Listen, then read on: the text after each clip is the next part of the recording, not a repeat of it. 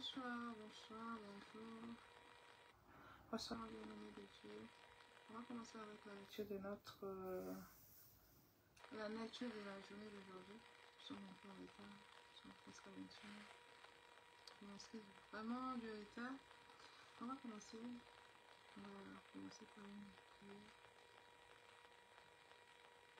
Seigneur Jésus, nous te disons merci. Merci pour ta grâce. Merci pour ta bonté. Merci pour ta fidélité. Merci pour ta sainteté. Merci pour tout ce que tu cesses de faire dans notre vie.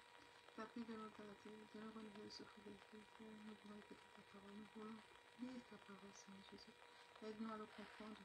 Oui, Papa, insère cette parole dans notre cœur afin que nous puissions la pratiquer chaque jour. Et aide-nous aussi à grandir dans ta parole, Seigneur Jésus. Merci pour ce moment que tu nous accordes. Viens prendre contrôle et bénis-nous, sanctifie-nous, purifie-nous, ce que nous, Jésus, t'avons prié. Amen.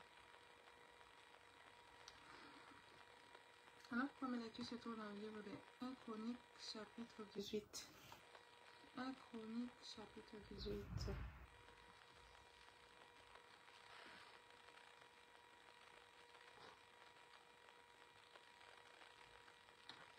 Bon, je vais commencer. 1 Chronique, chapitre 18. Après cela, David bâtit les Philistins et les humilia. Et il enleva de la main des Philistins Gad et les villes de son essor. De son ressort. Il bâtit les Moabites et les Moabites furent assujettis à David et l'UPR introduit. David bâtit Edarezer, roi de Soba, vers Hamath, lorsqu'il alla établir sa domination sur le fleuve Euphrate. David lui prit 1000 chars, 7000 cavaliers et 20 000 hommes de pied. Il coupa les jarrets à tous les cheveux des traits et ne conserva que 100 attelages. Les Syriens de Damas vinrent au secours de Hadarezer, roi de Soba, et David bâtit 22 000 Syriens. David mit les garnisons dans la Syrie de Damas, et les Syriens firent assujettis à David, et l'UPR introduit. L'Éternel protégea David partout où il allait. Et David prit les boucliers d'or qu'avaient les serviteurs Hadarezer et les apporta à Jérusalem. David prit encore une grande quantité d'Aréens de Tipchat et à Kun, ville de Hadarezer. Salomon en fit la mer d'Aréens, les colonnes et les ustensiles d'Aréens. Tout roi de Hamath apprit que David avait battu toute l'armée Hadarezer, roi de Soba. Et il envoya Hadoram, son fils, vers le roi David pour le saluer et pour le féliciter d'avoir attaqué Hadarezer et de l'avoir battu, car tout était en guerre avec Hadarezer. Il envoya aussi toutes sortes de vases d'or, d'argent et d'argent. Le roi David les consacra à l'Éternel avec l'argent et l'or qu'il avait pris sur toutes les nations, sur Édom, sur Moab, sur les fils d'Ammon, sur les fils des Philistins et sur Amalek. Abishai, fils de Tseruja, bâtit dans la vallée du sel 10 000 Édomites. Il mit des garnisons dans Édom, et tout Édom fut assujetti à David. L'Éternel protégea David partout où il allait. David raya sur tout l'Israël, et il faisait droit et justice à tout son peuple. Joab, fils de Tseruja, commandait l'armée. Josaphat, fils de Archilud, était archiviste. Sadok, fils de Architub, et Abimelech, fils de Abiatar, étaient les sacrificateurs de Shavcha.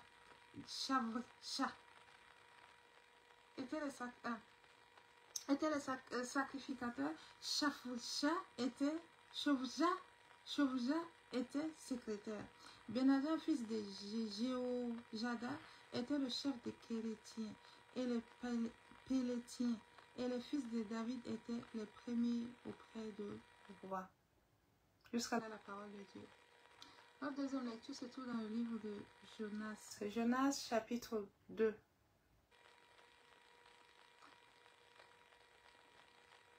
Jonas, dans le ventre du poisson, pria l'Éternel son Dieu. Il dit, dans ma détresse, j'ai invoqué l'Éternel, et il m'a exaucé. Au sein du séjour de mort, j'ai crié, et tu as entendu ma voix.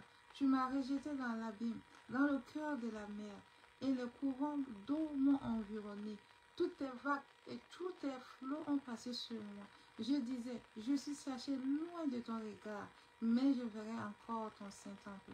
Les eaux m'ont couvert jusqu'à m'ôter la vie. L'abîme m'a enveloppé. Les roseaux ont entouré ma tête.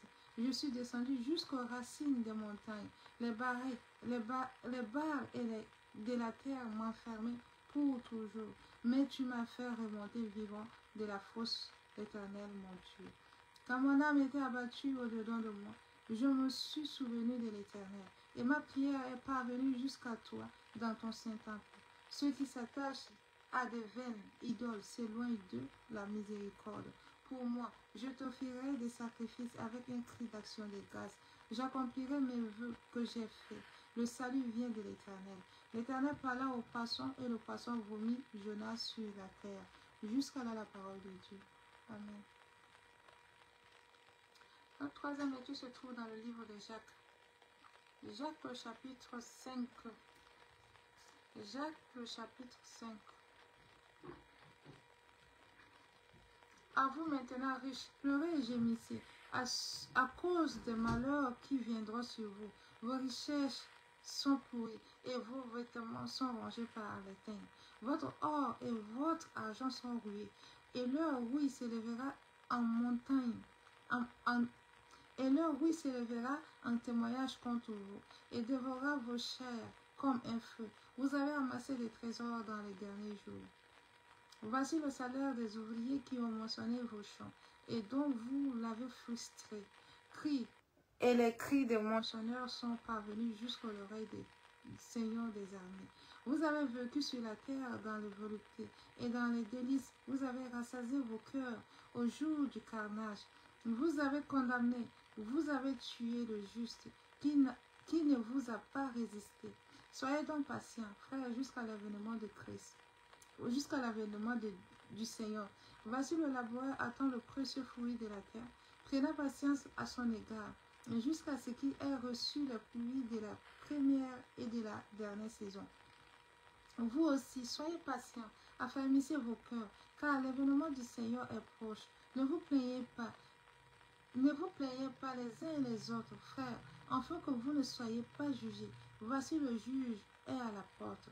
Prenez mes frères pour modèle des souffrances et de patience des prophètes qui ont parlé au nom du Seigneur. Voici, nous disons bienheureux ceux qui ont souffert patiemment. Vous avez entendu parler de la patience de Job, et vous avez vu la fin que le Seigneur lui accorda. Car le Seigneur est plein de miséricorde et de compassion. Avant toute chose, mes frères, ne jurez ni par le ciel, ni par la terre, ni par aucune autre serment, mais que votre oui soit oui et que votre non soit non, afin que vous ne tombiez pas sous le jugement. Quelqu'un parmi vous est-il dans la souffrance qu'il prie? Quelqu'un est-il dans la joie qu'il chante des cantiques? Quelqu'un parmi vous est-il malade qu'il appelle les anciens de l'Église et que les anciens prient pour lui en noyant d'huile au nom du Seigneur? La prière de la foi sauvera le malade, et le Seigneur relèvera, le Seigneur le relèvera, et s'il a commis des péchés, il lui sera pardonné. Confessez donc vos péchés les uns et les autres, et priez les uns pour les autres, afin que vous soyez guéris. La prière fervente du juste a une grande efficacité. Élie était un homme de la même nature que nous. Il pria avec instance pour qu'il ne plût point, et il ne tomba point de pluie sur la terre pendant 3 ans et 6 mois. Puis il pria de nouveau, et le ciel donna de la pluie, et la terre produisit son fruit. Mes frères, si quelqu'un parmi vous s'est égaré loin de la vérité, et qu'un autre l'y ramène, qu'il sache que celui qui ramène un pécheur de la voie où il s'était égaré sauvera une âme de la mort et couvrira une multitude de péchés. Jusqu'à là la parole de Dieu. Amen. Notre quatrième lecture se trouve dans le livre de Somme chapitre 119. Somme chapitre 119, le verset 33 à 40. Verset 33 à 48.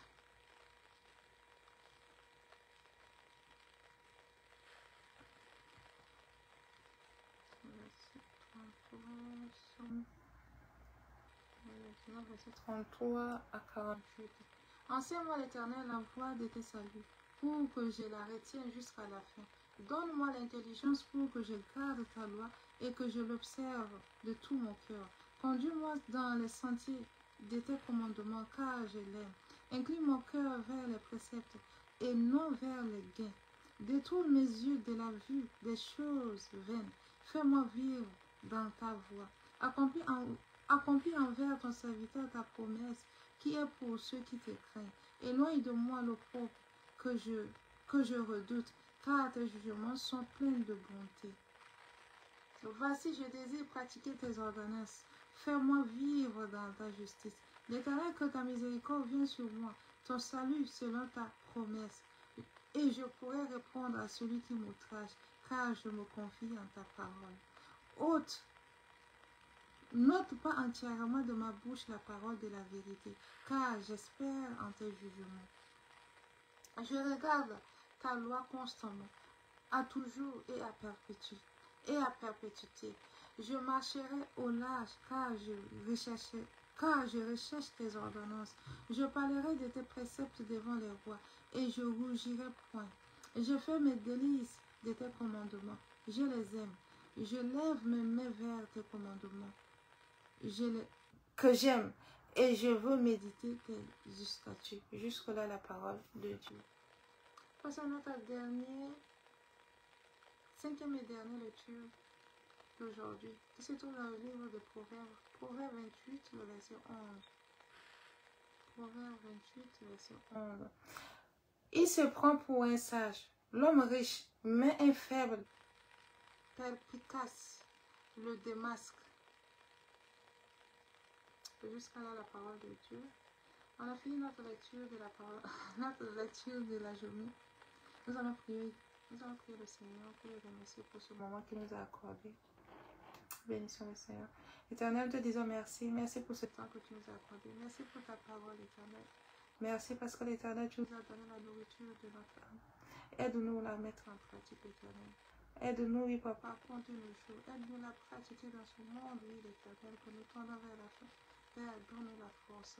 Et aide-nous, oui, Père, Éternel, chaque jour, oui, Papa, à vivre selon cette parole. Nous te bénissons, Papa, pour ces privilèges que tu nous as donnés.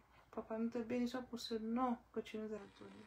Oui, nous te disons merci, Père. Bénis notre soirée, bénis notre journée et sois avec nous. Nous te bénissons, remettons toutes choses entre tes mains. C'est au nom de Jésus que nous t'avons prié. Amen. Bonne soirée à tout le monde. Ainsi, nous avons déjà fini avec la lecture de la parole de Dieu en ce jour.